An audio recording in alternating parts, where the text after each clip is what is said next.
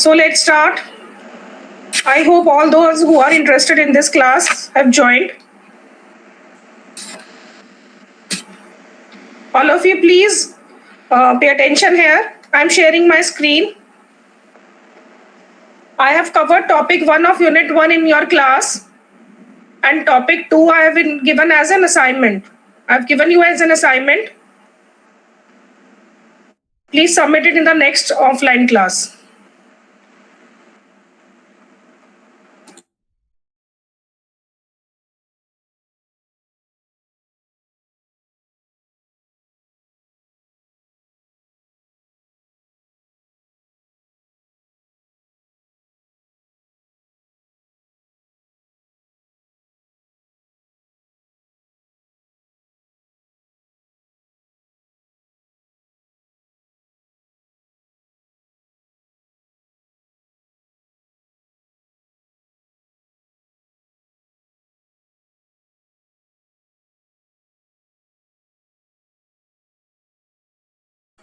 Is my screen visible to all of you? Yes? Somebody please reply. Yes, ma'am. Okay. So this is the topic 3 from unit 1. So this is about introduction to data privacy.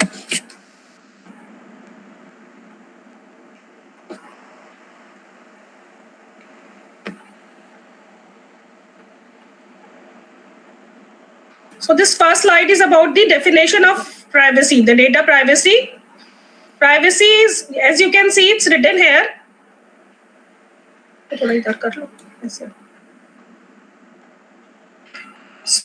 the privacy cannot have a single definition.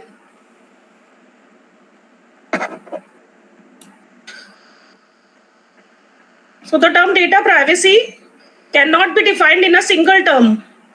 Privacy can be understood through two key characteristics. As you can see, it is written in bold here. It is right to be left alone, meaning freedom from intrusions or observations, and the ability of individuals to control the information shared about themselves. What does this mean? This says that information should not be misused or hampered by any unauthorized person. If sender A is sending a message to the B, then that information should not be unauthorizedly accessed from anybody else apart from the person B. So in the context of information systems, privacy is referred to as information privacy according to the ITU. Look here, it is ITU-T recommendation. Privacy is defined as the right of individuals to control or influence at how the personal information is collected, how the personal information is shared, and how the personal information is being transmitted from one unit to another. So let's move on to the next slide.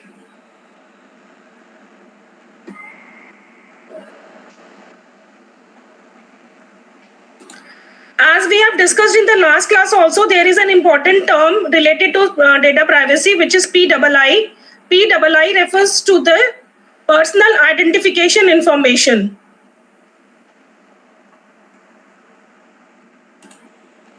Personal identification includes your personal details such as name, address, and phone number. You means the user who is sharing his information with some organization or some company. So personal details PII includes his name, his address, his phone number, or some unique identification numbers like passport, Aadhaar number, or bank account details. Or sometimes digital identifiers such as IP address or device information. Sometimes biometric data or biometric information also comes under PII, that is fingerprints, facial recognition, or voice patterns. Personal records such as medical, financial, educational, or employment information also comes under the PII.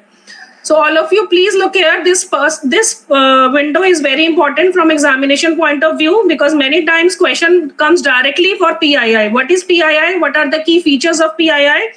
Or what all PII includes? So this can be 2 to 3 marks question. Right? So let's move on to the next one. Now we'll see two aspects of privacy. One is privacy by design and privacy by engineering. Out of these two, the privacy by design is more important as per our examination point of view. What is privacy by design? It is small p, capital B, small and d, it is written in the short form here. So which ensures the considerations, the privacy considerations are embedded throughout the entire system. Like if any system is developed right from the beginning until the end, the privacy control has to be taken care of. Like privacy feature, security feature should be embedded while developing any system right from the scratch. Another important concept is privacy by engineering, which focuses on applying engineering techniques and tools to manage the privacy factors into the information systems. Both of these approaches are equally important to reduce the privacy risks and make some informed decisions about data protection. As we have discussed in the previous class, we have some parties involved in data privacy. One is the user who is sharing the information, another is the organization who is collecting the information and keeping and managing the information.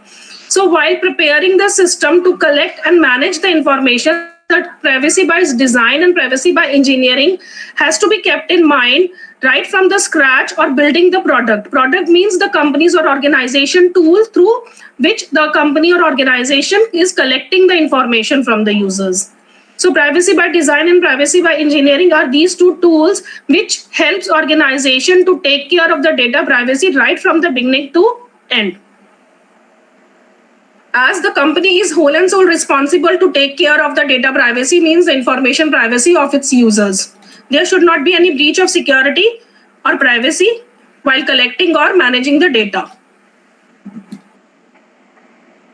Now there is some privacy regulations also given by various governments or various countries or states. So governments across the world have introduced various laws and regulations to protect individuals' privacy in this digital age.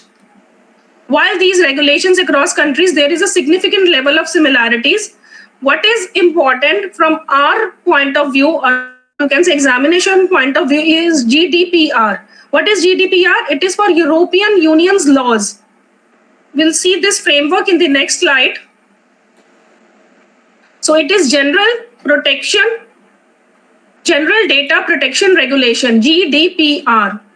General Data Protection Regulation is a framework given by European states to safeguard the interest of European citizens. What does it say? It says whenever a company belonging to any country worldwide wants to collect the information or PII data from European citizens, it has to go according to the laws given by the GDPR. Are you getting this point? Let me just add this one also. Okay. So the key features of GDPR says it applies globally to any organization who wants to collect and process the data of European residents. EU stands for European. So it applies globally. GDPR, again an important question from examination point of view that discuss key features of GDPR. So here in these slides, we are discussing the key features of GDPR, which says that any company or any organization whosoever wants to collect any kind of information from the European resident, it has to go through this GDPR regulations. It broadly defines what kind of personal data and how much personal data can be collected from European citizens. There should be clear, informed, and explicit user consent before data collection. Now, this one is important. Before the collection of data from European citizens, the consent has to be signed by the user that yes, the user is agreeing on the terms that the data can be collected by any company. So the consent form is there, which need to be signed by the user, which says that the user is allowing the organization or the company to extract his data or to collect his data or to process his data or to use his data. And there is an organization that must appoint data protection officer. Data protection officer, commonly known as DPO, which is responsible or who is responsible. Data protection officer is responsible in protecting the data in the data privacy. That is the data which is collected from the European citizen that data should be protected, and that authority is given to data protection officer. The data protection impact assessment is also there for high risk data processing. And whenever there is a breach in security, whenever there are data breaches, it means the data is hampered or the data is misused or data is transmitted to unauthorized person, then that type of mishandling must be reported within 72 hours. The next point is very important. Next point says it introduces the right to be forgotten, allowing individuals to request deletion of their data. It means whenever a person wants to seize the contract that the company cannot use his personal data further, then there is a right to forgotten. Right to be forgotten means now the company cannot use his data further. So it emphasizes privacy by design that we have already discussed, that the privacy rules has to be embedded right from the scratch while building a system. Also ensuring data protection is built into the system from the start. So overall, GDPR is what? GDPR has significantly influenced how organizations worldwide can collect the data from European citizens. It is just to safeguard the interest of European residents, so as to nobody can access their data illegally. So let's move on to the next one. This one was important. As I said, the GDPR key features are important from your examination point of view.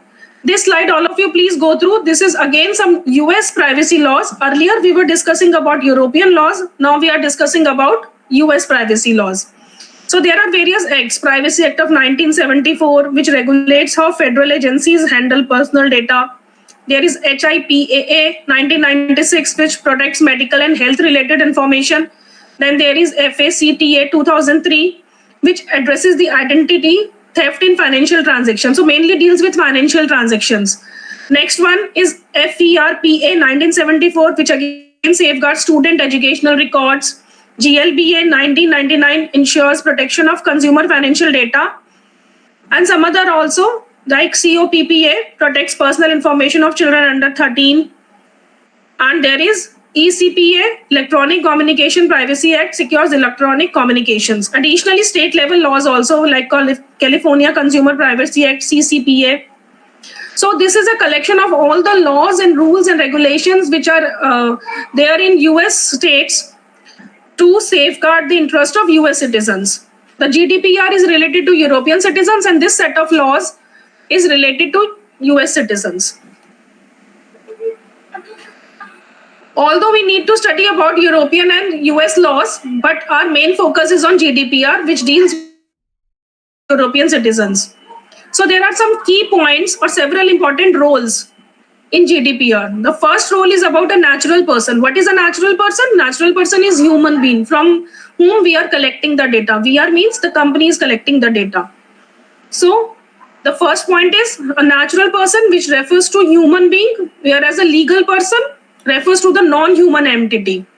So there are two entities mentioned in GDPR. The first one is natural person, refers to human being, and the legal person, which refers to the non-human entity, such as your company, your organization, that has some legal rights and responsibilities. The third element or third entity is a data subject.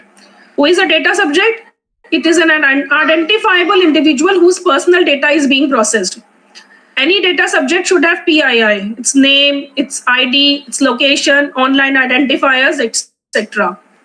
Now there comes the role of controller. Who is a controller? Controller is an entity that decides why and how the personal data is processed. So controller is in charge of how to collect the data, how to process the data, how to transfer the data, how to mask the data. And again, there is one more entity. With the controller, there is a processor who processes the data on the behalf of the controller. So controller is the person who actually gives the guidelines, and the processor is the one who actually processes the data according to the guidelines given by the controller. Now there is one more entity, which is third party, which refers to an entity other than the data subject, controller, or processor, and have access to the personal data under specific conditions. This third party can be testing party, which performs some tests on the data given by the user, so as to find out how much strong your security system or not. All of you please go through these slides whenever I'll provide these slides on your group. All the points given here, that natural person, legal person, data subject, controller, processor, third party, all these points are important whenever you need to discuss the key roles or key entities in GDPR. Again, some GDPR terminologies.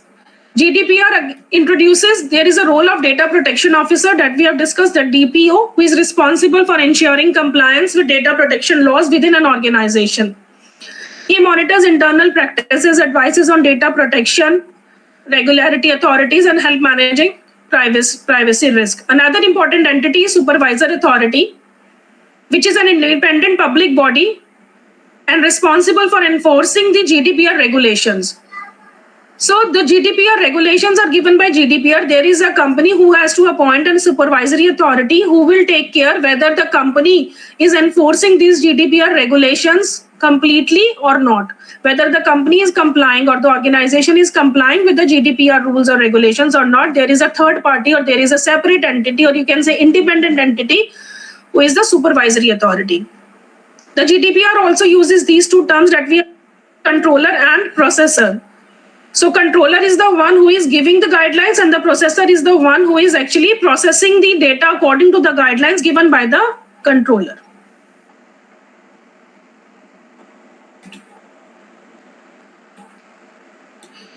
So this slide talks about various key GDPR terms that we have already studied in previous slides. Data controller is PII controller. In some books, you will find the term called data controller. In some books, there is a PII controller. PII again is what? Your private identification. Data processor, data protection by default, data protection by design, it's privacy by design. Data subject, personal data breach is privacy breach, privacy violations, or security violations.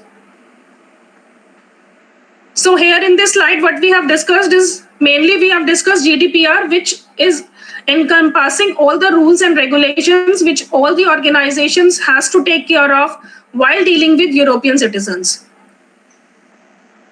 So this was about the third topic from Unit 1. First topic from Unit 1 we have already discussed in the offline class. Second topic I have given you as an assignment. Third topic was about GDPR rules and regulations. Now I am presenting the fourth topic. And again, fifth topic is nothing but set of rules that you need to do as, or need to write as an assignment. Set of rules from reference 5. When you go to your guidelines, you will find the section 5, or sorry, part 5 of Unit 1, which is from reference 5. So reference 5 is nothing but your online link. Please go through that online link, but all rules and regulations you find out, make an assignment out of that and submit that assignment. So on Thursday, whenever we'll have an offline class, please try to submit the first assignment. If not possible, to submit the second one. Those who are able to write these two assignments, they can submit both assignments on Thursday. Otherwise, you can submit the first one, and later on, that is then the next week, you can submit the second one. So I'm again repeating, these two assignments are very important from, again, Mark's point of view, because most probably I'll be giving you 3 assignments and mark best out of these 3. But that does not mean that you can give one and I will mark that. Those who will submit all 3 assignments, they are eligible to be marked from these 3, and I'll mark only 12 marks should be maximum for those people only who will submit 3 assignments. Otherwise, maximum marks for assignment is 10 for those who will submit 2, and 8 is the maximum marks for those who will submit only 1 assignment. So I have explained first 2 assignments. The first one is from the topic 2 of Unit 1, and the 5th topic from Unit 1 is for the second assignment. So is this okay? Should we move on? Yes, Rachit? Want to say something? Or yes? Yes, ma'am. Can you please repeat what was the assignment? Because I had missed the last class. So, and how to do it? Like, in what format is it supposed to be submitted, and what was the topic? See, the first, when you open your guidelines, you will find 5 topics under Unit 1 in the first portion of your guidelines. There are 4 units in your guidelines. The guidelines have been shared to you many times. Prashasti ma'am has also shared your guidelines. So Yes, ma'am. the first topic, the very first topic which is given in your guidelines, I have already covered that in the previous class, that you saying that you have missed the class. The second topic which is given in your guidelines is for assignment, which is almost similar to the first one. Now got the point? Yes, ma'am. The cryptography and data protection one. No, not that. Cryptography wala nahi. Sure. Let me first open the assignment. Assignment kahan hai beta?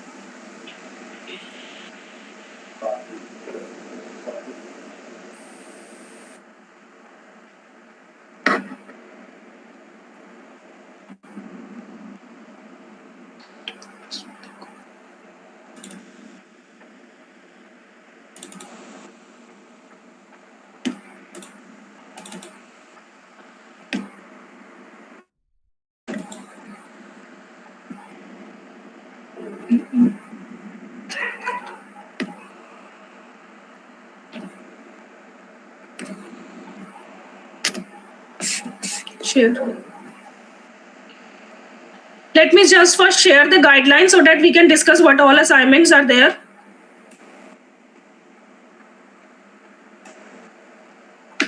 So all of you can see this first topic. Yes, there are 4 topics in the guidelines. Can you see, Rachit? Yes, ma'am. So there are 4 topics. The first topic has 4 parts. Right? The first one is notion of data privacy. I have covered this in the offline class. The second one, historical context of data privacy. This thing from reference 4, chapter 1 up to page number 8. This you need to do as an assignment. Okay, ma'am. Is it clear now? Yes, ma'am. And how to do it? Like, it is supposed to be typed or handwritten, and No, handwritten. It should be handwritten, but not from ChatGPT. Please go through the text, find out what all information you can gather from the text and write in your own language. Just highlight the key points. Just highlight the key points that you find in your text. Okay, ma'am. And what is the page limit? Page limit is 3 to 4 pages, maximum 3 to 4 pages. Okay, ma'am. 2 to 4 pages will do. Okay, ma'am. And the second assignment is the reference 5th. I'm coming to that point also. Types of sensitive data and privacy rules and regulations. Both these topics I'm covering here in this class itself. Some portion we have covered, GDPR rules and regulations. Now I'm taking another topic, types of data. And one topic is remaining from this part, that is reference 5 complete. Can you see the last one, the reference 5 complete? Yes, ma'am. So reference 5 is nothing but an online link. So go through that online link, what all information is given in that link. Please again submit it as an assignment. It is Ma'am, the link is broken. The link about some rules only. Yes? The link is broken. There's nothing. Yeah, I know. Right now the link is not opening. So let me talk to Prashasti ma'am about that, because this has been provided by the computer center itself. So we'll see how to open that. But I'm just informing you that these are the 2 assignments up till now. Okay, ma'am. So first, please submit it on Thursday. Thursday I'm coming in the college. Wednesday most probably I'll be taking off. So that is why I'm taking your online class today, so that we can speed up some course or syllabus. So we'll try to finish the first unit today itself. So is it okay? Should we move forward? Aage kare? Yes? Yes, ma'am. Thank you.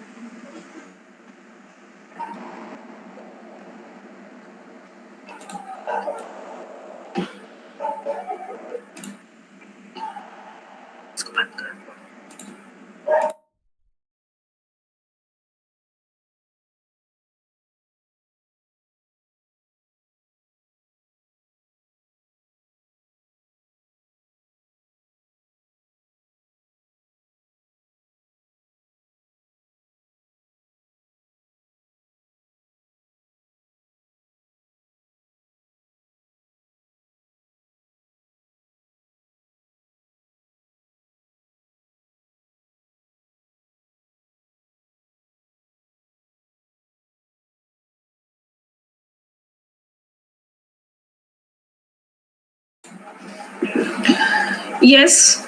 So again, we are discussing data privacy from GDPR perspective.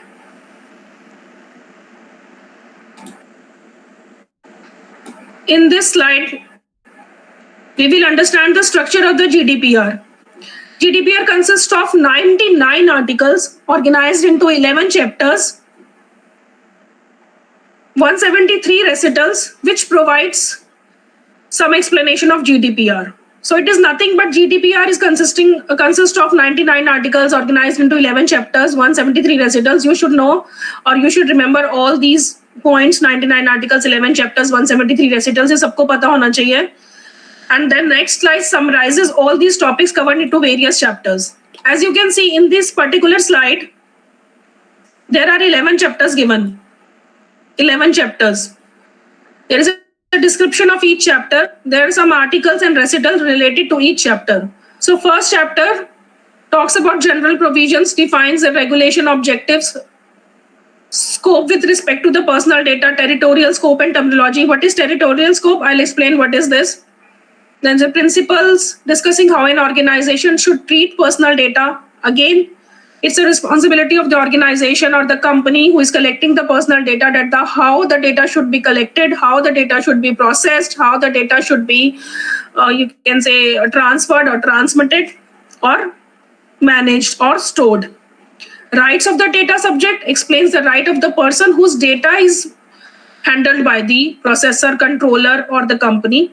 Now there is a chapter about controller and processor, deals with number of issues like roles of controller, role of a processor, roles of the data protection officer, that is DPO. Also outlines the requirement for notification of personal data breach.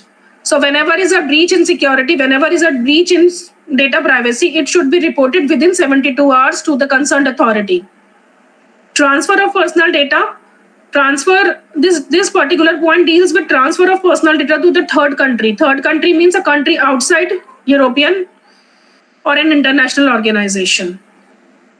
The next point deals with the independent supervisory authorities. We have again discussed this in the previous slides also. What is supervisory authority? It is actually to enforce the laws of GDPR for the organization. So organization should goes according to the laws or regulations given by the GDPR, and the supervisory authority supervises whether the company is encompassing or a company is enforcing these rules or regulations or not. Cooperation and consistency, how supervisory authority can remain consistent and cooperate with one another. There is a point called remedies, liability and penalties. Whenever there is a breach of security, breach of data privacy, how some penalties can be imposed on the companies. So this is about the legal procedures. Provisions relating to specific processing situations discusses how member states can provide exemptions, conditions, rules in relation to specific processing activities.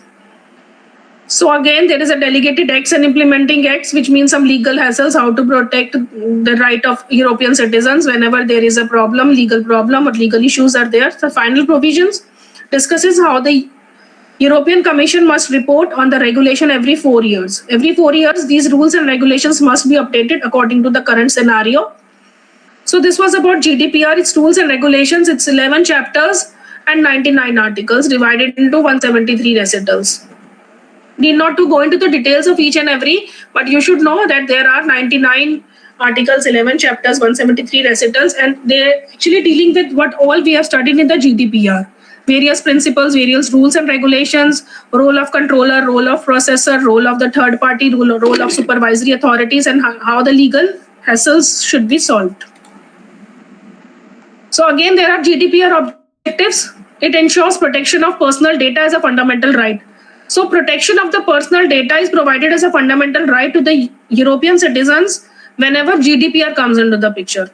It promotes free flow of data across European member states, maintains balance between privacy and other rights. So privacy of data is as equal as other fundamental rights.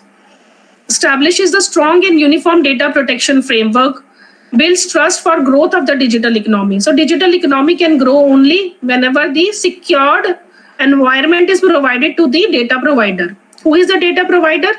Data provider is the person who is providing his personal information to the company in order to purchase purchase something in order to do some digital activity.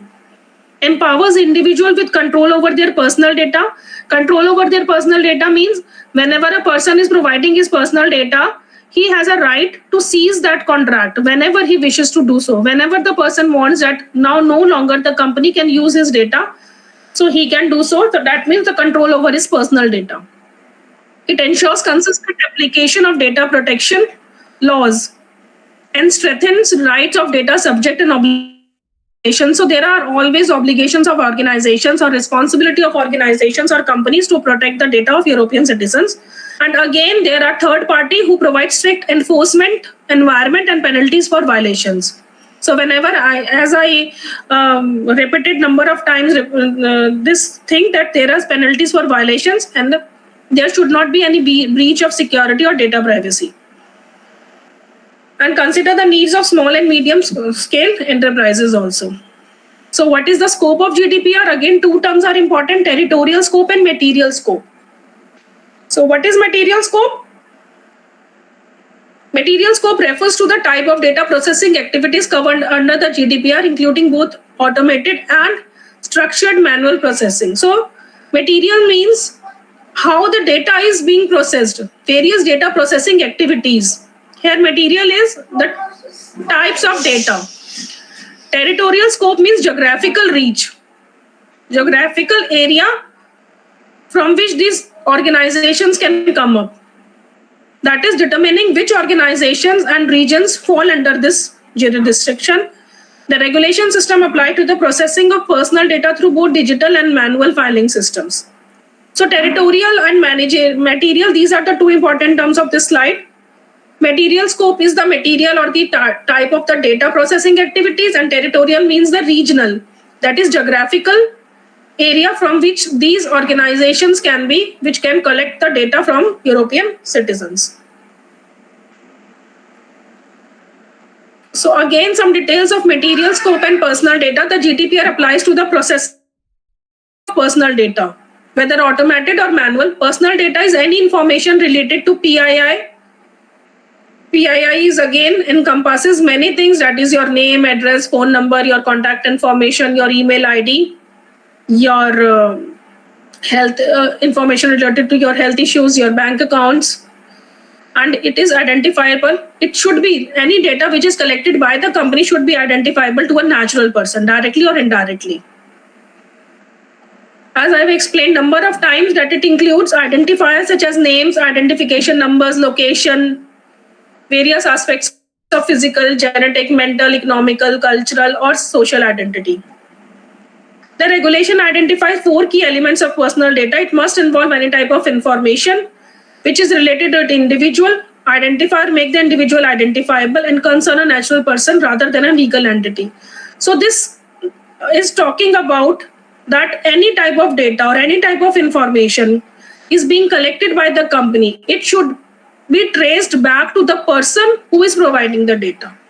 It should be traceable back, means the source should be authorized. The source from which this data is coming, the personal data is coming, it should be unique. We can identify, we should be able to directly identify the person whose information is being processed over here. Importantly, when data does not directly identify a person, but can do so when combined with other data is also covered, while fully anonymized data falls outside the scope. So anonymized, as we have discussed in the first class, means masking of the data. After masking of the data also, the processor or the data controller officer or data processing officer can trace back up to the individual whose data is being processed. Territorial scope, applying to the processing of individual residing in the European Union. It applies not only to organizations that are established within the European countries, but also located outside the European countries. But whenever any organization tries to collect the data from the European citizens or offer any goods or services to the European residents, they should come under the GDPR rules and regulations. And the companies across the world who are dealing with the European citizens, they are accountable when dealing with the personal data of European citizens. So here you can see that whenever we are discussing the GDPR, GDPR is talking only and only about the safeguarding the user's interest, European citizens' interest. Their data or data privacy is given utmost important, and nobody should access their private data unauthorized. As a result, GDPR established a global standard for data protection, extending its influence beyond the regional boundaries. As you can see, the territorial scope of GDPR in Europe as well as in other countries also. It is a table discussing that who is doing what activity in processing the data collected from the natural person. Data controller or processor is processing the data, and whose data is the data belonging to the natural person. Processing where? Within or outside the European countries. But if any company or any organization is dealing with processing of data of European citizens, it has to be bound by the rules and regulations given by GDPR. Again, data controller or processor established outside the European states, if he is also processing the personal data belonging to the natural person who is European citizen, then again, it has to be according to the GDPR rules and regulations. So this table is actually discussing about whenever a company belongs to European states or outside of the European state. But whenever they are dealing with the personal data of the European citizen, it has to be bound by the regulations of GDPR. So this is GDPR principle overview. Again, very important slide as per your examination point of view. As you can see, a house structure is given in this slide. On the top of the hut, there is a GDPR given, and it is the two pillars on which this building is, you can say, resting. This GDPR, whole GDPR has two foundations. The first one is principles, the second is rights. Here also the principles is applying to the company and rights are given to European citizens. What kind of principles? The GDPR is built on foundations of principles and rights. The left one is principles, the right is the rights. These principles are the GDPR principles, which are inspired by fair information practices, FIPPS. The company should be accountable, the company should be fair, lawful, transparent. So all these rules and regulations are for companies, which are given here in this slide. The company should have a purpose. While collecting the data, the proper purpose should be there, that why the organization is collecting the data. There should be limitation of collection of their data. Only that much of information is should be collected, which is required. Extra information should not be collected from the European citizen. Company should be responsible.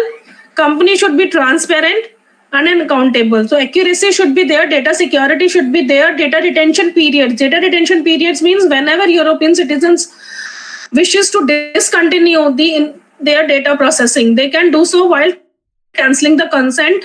As you remember that in previous slides also, we have talked about the term called some consent forms signed by the European citizens whenever they want companies to collect their data and to process their data.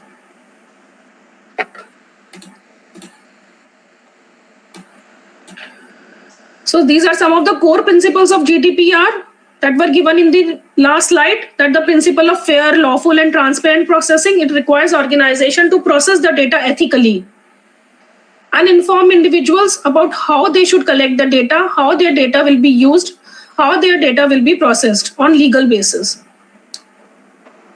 Purpose limitations ensures that the personal data collected for one specific purpose and should not be used for other incompatible purposes.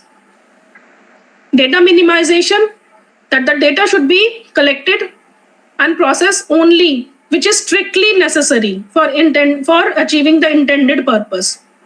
So the company should explain for what purpose they are collecting the data.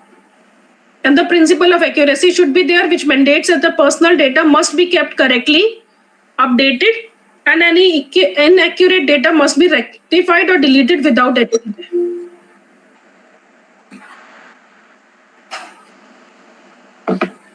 All these key points are very important. You should know the meaning of all these terms. As there is a storage limitation, it requires that personal data should not be retained forever and ever. It should not be retained longer than the necessary. It must be deleted once its purpose is fulfilled.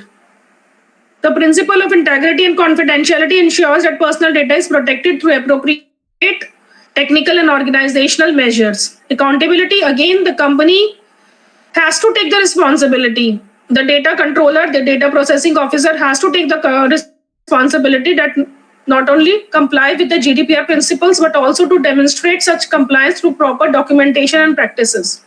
It means proper, fair, lawful practices are there to collect the data, to process the data, to manage the data, to rectify the data, to delete the data once its purpose is fulfilled.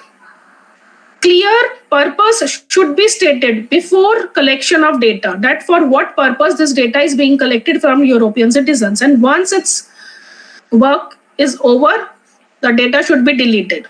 It should not be retained forever and ever and should not be used for any other purpose other than the intended purpose. I have already explained what is fairness, lawfulness, and transparency. The principle of fairness requires that the personal data processed in a way that does not harm or discriminate against individuals.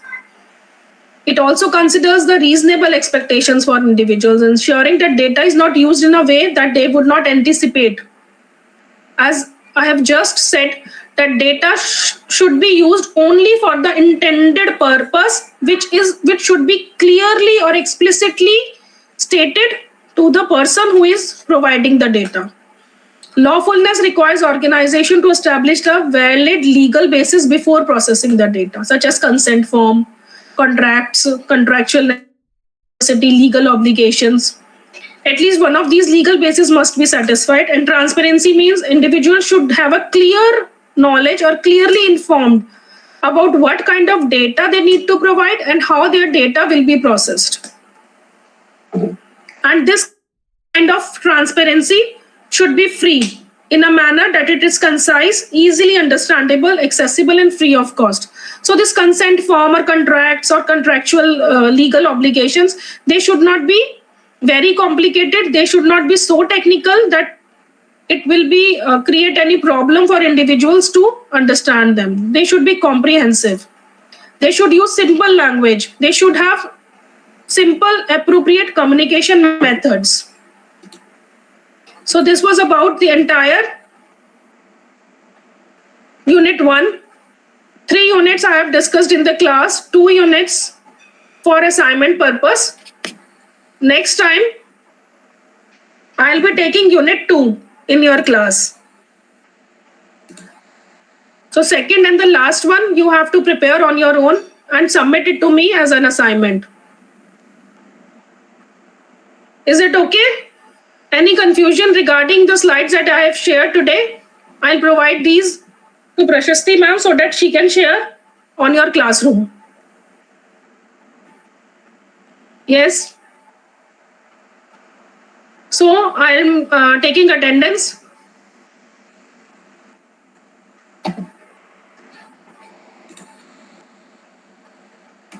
Wait for a